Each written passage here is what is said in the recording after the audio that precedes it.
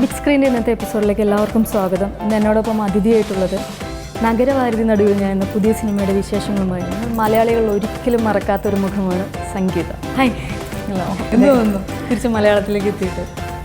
ഭയങ്കര സന്തോഷം തോന്നുന്നു. ഒട്ടും എക്സ്പെക്റ്റ് ചെയ്തില്ല ഞാൻ ഇങ്ങനെ. എന്തായിരുന്നു രണ്ടാമത് വരാനുള്ളൊരു തീരുമാനം എടുത്തത്? എങ്ങനെയായിരുന്നു? അങ്ങനെ തീരുമാനിച്ചതല്ല, പെട്ടെന്ന് ആയിപ്പോയതാണ്. ശ്രീനി സാർ ചോദിച്ചപ്പോൾ ശരി ഒന്ന് ചെയ്യാമല്ലോ ഒന്ന് അങ്ങനെയായതാ. ഈ നഗരവാരുതി നടുവിൽ ഞാൻ ഈ സിനിമയുടെ സ്ക്രിപ്റ്റൊക്കെ വായിച്ചിട്ടാണോ, അങ്ങനെ കഥ ഇഷ്ടപ്പെട്ടിട്ടോ അങ്ങനെ അല്ല അങ്ങനെ ആദ്യം കഥ ഇഷ്ടപ്പെട്ടിട്ടില്ല. ശ്രീനി സാർ ഒന്ന് ഇത് എന്നോട് സംസാരിച്ചപ്പോൾ ശരി ചെയ്യാം. ശ്രീനി സാർ ചോദിക്കുമ്പോൾ അത് നല്ല സ്ക്രിപ്റ്റ് ആയിരിക്കുമല്ലോ എന്നൊരു ഐഡിയ. അങ്ങനെയാണ് ഞാൻ ഓക്കെ പറഞ്ഞത്. എങ്ങനെയാണ്? ഇവിടെ വന്നു കഴിഞ്ഞപ്പോൾ എന്ത് തോന്നി? വന്നു കഴിഞ്ഞപ്പോൾ എൻ്റെ കഥ ഒരു നല്ല ഒരു ഇൻട്രസ്റ്റിംഗ് ആയിരുന്നു. അപ്പോൾ ഒരു സന്തോഷം.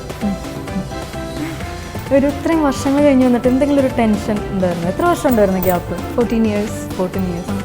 ശരിക്കും ഒരു വനവാസം കഴിഞ്ഞ് വന്ന പോലെ അല്ലേ? എന്തായിരുന്നു ടെൻഷൻ? ആദ്യം അക്സെപ്റ്റ് ചെയ്യുന്ന മുമ്പ് വരെ ഉണ്ടായിരുന്നു, വേണോ വേണ്ടേന്ന്. പിന്നെ വൺസ് പിന്നെ അക്സെപ്റ്റഡ് പിന്നെ ഒട്ടും ടെൻഷൻ ഉണ്ടായിരുന്നില്ല? ക്യാമറയ്ക്ക് മുന്നിൽ വന്നിട്ട് എന്തെങ്കിലും ഒരു ഇല്ല അങ്ങനെ ഒരു ഡിഫറൻസ് ഒന്നും തോന്നിയില്ല. എന്തോ ഇപ്പോൾ പാക്കപ്പായി പോയതുപോലെ ഒരു തോന്നൽ. അപ്പോൾ അത് ബ്ലഡിലുണ്ട് അല്ലേ? I don't no. എന്താണ് ഇതിലെ ഒരു ക്യാരക്ടർ? ഇതൊരു വീട്ടമ്മയാണ്, ഒരു റെസ്പോൺസിബിൾ വൈഫ് ആൻഡ് മോം. വേറൊന്നുമില്ല, എൻ്റെ പാർട്ട് അത്രയേ ഉള്ളൂ. there are many other parts in the movie. ഒരു സാധാരണ തണ്ണി വീട്ടമ്മ അല്ലേ? ഇപ്പോൾ അത് ചെയ്യുമ്പോൾ ഒരു പഴയ ഒരു ചിന്താവിഷ്ടേശ നമ്മളതിൽ എന്തെങ്കിലും ഒരു ടച്ച് അത് വന്നിട്ട് അത് മുഴുവനും വീട്ടിലത്തെ കാര്യങ്ങളല്ലേ ആ പടത്തിൽ. ഇതിൽ അങ്ങനെയല്ല, ഒരു പാർട്ടേ ഉള്ളൂ. പിന്നെ അത് ഭയങ്കര ഇന്നസെൻ്റ് ആയിട്ടുള്ള ഒരു ക്യാരക്ടർ. ഇത് കുറച്ച് അത്രയ്ക്കും അല്ല, ഒന്ന് ചെറുതായിട്ട് ഹസ്ബൻഡിനെ ടീസ് ചെയ്യുന്നത് അങ്ങനെയൊക്കെ. ഒരു കാര്യം പറയാതെ അന്ന് പോയതുപോലെ തന്നെ ഇരിക്കുന്നു എപ്പോഴും. എന്താണ് അതിൻ്റെ രഹസ്യം? എനിക്കറിയാം. അതിനേക്കാൾ സുന്ദരിയായിട്ടുണ്ടെന്നേ പറയാനുള്ളൂ. Thank you. പക്ഷേ അങ്ങനെയൊന്നും പ്രത്യേകിച്ചിട്ട് റീസൺ ഒന്നും ഇല്ലല്ലോ. എന്നാൽ എന്തൊക്കെയാണ് എന്തെങ്കിലും വർക്കൗട്ടും കാര്യങ്ങളും അങ്ങനെയൊക്കെ ഉണ്ടോ ഈ ഒരു മാറി നിന്ന സമയങ്ങളിൽ? ഒന്നും ചെയ്യാറില്ല ഞാൻ. ഇല്ല, I just take care of my home. That's it. സാധാരണ നടിമാരൊക്കെ പോയി ഒരു 10 വർഷം കഴിഞ്ഞാൽ കാണുമ്പോൾ തിരിച്ചറിയില്ല പലരും അല്ലേ? പലരും, ചിലരില്ല, എല്ലാവരും അങ്ങനെയല്ല. എന്നാലും ഇതിപ്പോൾ ഭയങ്കര അതിശയമാണ് കേട്ടോ. ആണോ? പണ്ടത്തേക്കാൾ ഭംഗിയായിട്ട് വരിക. ഈ ഒരു 14 വർഷം എന്തായിരുന്നു ഹോബീസ്? ഹോബീസൊന്നുമില്ല, ജസ്റ്റ് എവറി ഡേ ലേണിംഗ് പ്രോസസ്സല്ലേ നമുക്കിങ്ങനെ. കുക്കിംഗ്, പിന്നെ കുട്ടിയെ നോക്കുന്നതും, സോ മെനി തിങ്സ്. മോളാണല്ലേ? ഒരു മോളാണ്. എത്രയായി ഇപ്പോൾ? She is in 8th standard. വലിയൊരു മോളുണ്ട്. മോള് സിനിമയൊക്കെ കണ്ടിട്ടുണ്ടോ? ആ, കുറച്ചൊക്കെ അഭിനയിച്ചൊക്കെ കണ്ടിട്ടുണ്ടോ? എന്തെങ്കിലും കമൻസ് ഒക്കെ പറയാറുണ്ടോ? അവൾക്ക് ഇഷ്ടമല്ല അഭിനയിക്കണം. അമ്മ ഒരു മോഡേൺ ഇല്ല, അമ്മയ്ക്ക് എന്തിനാ ഷീ കമൻസ് ക്രിറ്റിസൈസസ് സംടൈംസ്. ഇപ്പോൾ ഈ ഒരു സിനിമയിൽ അഭിനയിക്കാൻ വരുമ്പോൾ എന്തായിരുന്നു മോളുടെ ഒരു? ആദ്യം അവൾക്ക് ഇഷ്ടമില്ല. ഞാൻ ചുമ്മാ അവളെ ഒന്ന് ചിത്തോളാൻ പുള്ളിങ് ലെഗ്സ്. അമ്മ ചുമ്മാ പറയല്ലേ, എപ്പോഴും അമ്മ ഇങ്ങനെ വല്ലതും പറയും. ഞാൻ പറയും എപ്പോഴെങ്കിലും ഷീ ജസ്റ്റ് സംതിങ്, ഞാൻ പറയും I'm going to go and work, you are not listening to me എന്നൊക്കെ പറയില്ല. അങ്ങനെ തോന്നിയത് അവൾക്ക്. And I said no, I promised her that I'm going. She didn't believe initially, and she was a bit, she didn't like it actually initially. Then now she's okay, fine. എന്ത് പറയുന്നു? ഇപ്പോൾ shooting ഒക്കെ കഴിഞ്ഞ് കുറച്ച് നാൾ വിട്ട് നിൽക്കണം. First ആദ്യമായിട്ട് അവളെ വിട്ടിട്ട് ഞാൻ 3 ദിവസം നിന്നു. അപ്പോൾ അത്ര സീരിയസ് ആയിട്ട് അവൾക്ക് മനസ്സിലായില്ല. പിന്നെ സെക്കൻഡ് ടൈം പോകുമ്പോഴാണ് കുറച്ച് അവൾ സീരിയസ് ആയത്. അത് കഴിഞ്ഞ് 3rd ടൈം അവളെയും കൊണ്ടുവന്നു ഞാൻ. അപ്പോൾ ദെൻ ഷീസ് ഫൈൻ. ഇങ്ങനത്തെ ഒരു അമ്മയെ അവൾ കണ്ടിട്ടില്ല ഇത്ര കൊല്ലങ്ങളായിട്ട്. അപ്പോൾ സ്പോട്ടിൽ അമ്മയെ വന്നിട്ട് ഒരു അമ്മ വർക്ക് ചെയ്യുന്ന സ്ഥലം വരാൻ അവൾക്ക് completely new to her. Then she got fine. ഇപ്പോൾ ഇഷ്ടമായി? ഓക്കെ. എന്ത് തോന്നുന്നു കുറേ നാൾ കൂടി വന്നിട്ട് ഇപ്പോൾ ലൈം ലൈറ്റിൽ നിൽക്കുമ്പോൾ എന്താണ് ഒരു ഫീലിംഗ്? ആ ഒരു പണ്ടത്തേക്ക് വിട്ടു പോയതായിരുന്നു അല്ലേ?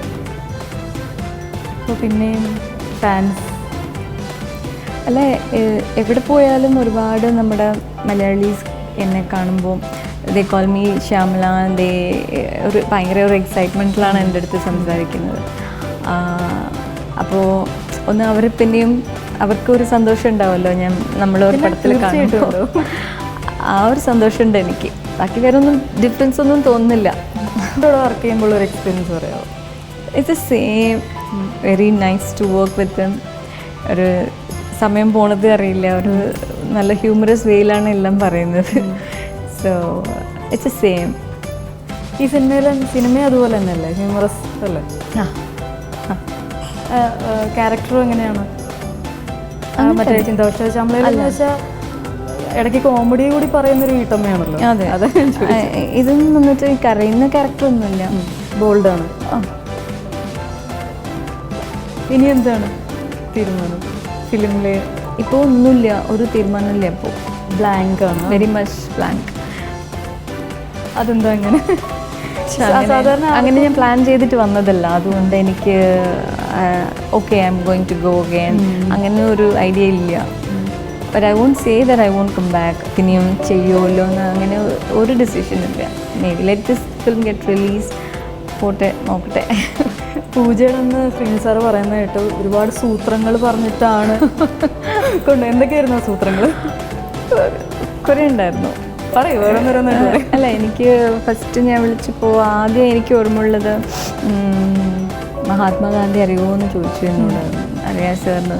അപ്പോൾ ഇന്ത്യക്ക് വേണ്ടി കുറേ സാക്രിഫൈസസ് ചെയ്തതല്ലേ. അതെ, സംഗീതം അത്ര ചെയ്യണ്ട, ചെറുതായിട്ടൊന്ന് ചെയ്താൽ മതി, ഒരു 10-15 days മാത്രം ഒന്ന് വന്ന് വർക്ക് ചെയ്തിട്ട് പോയാൽ മതി എന്ന് പറഞ്ഞു. അങ്ങനെ തുടങ്ങിയതാണ്. ഒരുപാട് സൂത്രങ്ങൾ പ്രയോഗിച്ചു. ഞാൻ ചിരിക്കാൻ തുടങ്ങി. അപ്പം ഞാൻ അങ്ങോട്ട് പറയാൻ വന്നതെല്ലാം മറന്നു. അങ്ങനെയായിപ്പോയി. അങ്ങനെയാണ് തിരിച്ചു വന്നതല്ലേ? ശ്രീനി സാറിന് വേണ്ടി മാത്രം വന്നു എന്ന് പറയുന്നത് 100%. ആണോ? വേറൊരു സിനിമയ്ക്ക് ഇനി പ്ലാനില്ല? അതന്നെ, ഞാൻ ഡിസൈഡ് ചെയ്തില്ല. അങ്ങനെ ചെയ്യൂല എന്നൊന്നുമില്ല. I don't no. ഹസ്ബൻഡ് എങ്ങനെ, അത്രയും സപ്പോർട്ടീവ് ആണ്? ഹസ്ബൻഡിന് കുഴപ്പമൊന്നുമില്ല. I can is okay if I am working. പിന്നെ ഐ ഷുഡ് ബി കംഫർട്ടബിൾ. എനിക്ക് മോളുടെ കാര്യങ്ങളാണ് ഐ എം മോർ. ഈ ഇതിൻ്റെ ഒരു ഷൂട്ടിംഗ് ലൊക്കേഷനിൽ വന്നിട്ട് എന്തെങ്കിലും മറക്കാനാവാത്ത എന്തെങ്കിലും എക്സ്പീരിയൻസ് ഉണ്ടായിട്ടുണ്ടോ അന്ന് പോയിട്ട്? ഇല്ല, മധുരമായിട്ട് ഞാൻ വരുന്നത് ആദ്യമായിട്ടല്ലേ. ഇനിഷ്യലി ആ first day, second, third day, 3 days ഒരു ചെറിയ എന്തോ ഒരു ഫീലിംഗ് ഉണ്ടായിരുന്നു. വേണോ അങ്ങനെ ഉണ്ടായിരുന്നു. ഫസ്റ്റ് അവളെ വിട്ടിട്ട് ഞാൻ എവിടെയും പോയിട്ടില്ല, അതുകൊണ്ടായിരിക്കാം. പുതിയ ഡയറക്ടറാണ് ചിന്താവിഷ്ട ശ്യാമളയിൽ വർക്ക് ചെയ്ത ഷിബു സാർ. സോ അന്ന് മുതലേ ആ ഒരു പരിചയമുണ്ട്. കംഫർട്ടായിരുന്നു അല്ലേ? Very much comfortable. എങ്ങനെയായിരുന്നു ഒരു ട്രീറ്റ്മെൻ്റ് ഒക്കെ? കുറേ നാൾ കൂടി വന്നു, അല്ലെങ്കിൽ പേടിയുണ്ടോ? അങ്ങനെ എല്ലാവരും പാമ്പർ ചെയ്യുമായിരുന്നോ? I don't know whether they pampered me. I was very comfortable. അത് മാത്രമേ എനിക്കറിയാം. I don't know. അല്ല, എന്നാലും ആ ഒരു കുറച്ച് നാൾ കൂടി വന്ന് ഇപ്പം പിന്നെയും മലയാളത്തിലേക്ക് ശരിക്കും ഒരു തറവാട്ടിലേക്ക് തിരിച്ചു വന്ന ഫീലിംഗ് അല്ലേ? ഒരുപാട് നടന്മാരോട് അഭിനയിച്ചിട്ടുണ്ട്, ഒരുപാട് മലയാള സിനിമകൾ ചെയ്തിട്ടുണ്ട്, നല്ല നല്ല ക്യാരക്ടേഴ്സ് ചെയ്തിട്ടുണ്ട്, അവാർഡുകൾ കിട്ടിയിട്ടുണ്ട്. എന്നിട്ട് എങ്ങനെ ഇത്ര നാൾ വിട്ടു നിന്നു? മനസ്സിലുണ്ടായിരുന്നല്ലോ സിനിമ? അങ്ങനെയൊന്നുമില്ല. അങ്ങനെ എല്ലാം ഞാൻ ഇഷ്ടപ്പെട്ട് ചെയ്യുന്നതാണ്. So I enjoy everything what ever I do. So അയ്യോ നമുക്കത് ചെയ്യാൻ പറ്റില്ലല്ലോ എന്ന് എനിക്കൊരു ബാഡ് ഫീലിംഗ് ഒന്നുമില്ല. ഇല്ല. സോ പക്ഷെ എത്ര വർഷം മാറി എന്നാലും മലയാളികളുടെയൊക്കെ മനസ്സിൽ ഒറ്റ ക്യാരക്ടർ മതി, ശ്യാമള. അതെ, ഏറ്റവും കൂടുതൽ മനസ്സിൽ തങ്ങിക്കുന്ന ക്യാരക്ടർ ഇത്ര നാൾ ചെയ്തതിൽ ഈ ശ്യാമള തന്നെ പറയണം ഞാൻ. Because people recognises me in that way. എവിടെ പോയാലും എപ്പോൾ പോയാലും വൺ സിംഗിൾ മലയാളി ഉണ്ടെങ്കിലും അവിടെ they will immediately they will call me Shyamala. എത്ര വലിയ ആളായാലും അതേ ഗെറ്റ് എക്സൈറ്റഡ്. അങ്ങനെയായിരുന്നു. ഈ സിനിമയിലെ ക്യാരക്ടറിൻ്റെ പേരോ? സുനിത. അതുപോലെ തന്നെ ഇതും ശ്രദ്ധിക്കപ്പെടും എന്നല്ലേ പ്രതീക്ഷ അല്ലേ? എന്താണ് ഈ സിനിമയെക്കുറിച്ചുള്ള പ്രതീക്ഷകൾ? I am also expecting like you. എനിക്ക് ഐഡിയ ഇല്ല, പടം കാണണമെന്ന് എനിക്കൊരു ആഗ്രഹമുണ്ട്. ഇതിൽ പാട്ടുകൾ ഇതിലങ്ങനെ പാട്ടുകളൊന്നുമില്ല തോന്നുന്നു. ഐ തിങ്ക് ഒരു സോങ് 1 or 2 ഇസ് ദേ, മോണ്ടേജസ് ആയിരിക്കും തോന്നുന്നു. അങ്ങനെ സോങ്സ് ആയിട്ടില്ല അത്. വേറെ ഏതൊക്കെ ലാംഗ്വേജ് ചെയ്തിട്ടുണ്ട്? ഞാൻ തമിഴ്, മലയാളം, കന്നഡ, തെലുഗു ഒരു മൂവി ചെയ്തു. കത്തി നിന്ന സമയത്താണ് പെട്ടെന്ന് അല്ലേ? അതെ. എന്തായിരുന്നു അങ്ങനെ ഒരു തീരുമാനം എടുക്കാൻ? പെട്ടെന്ന് ഒരു കല്യാണം അത് ആലോചിച്ച് പെട്ടെന്ന് അങ്ങനെ ലവ് മാരേജ്. Love marriage? ഓഹോ, അതാണ്. എന്നിട്ട് എന്താ അതിനിടയിൽ ഓഫേഴ്സ് ഒന്നും വന്നിട്ടില്ല ഈ ഇത്രയും കാലം? ഒരുപാടുണ്ടായിരുന്നു, എപ്പോഴും ഉണ്ടാവും. അത് ഞാൻ പേഴ്സണലായിട്ട് ഞാൻ റിജക്റ്റ് ചെയ്യില്ല. അങ്ങനെ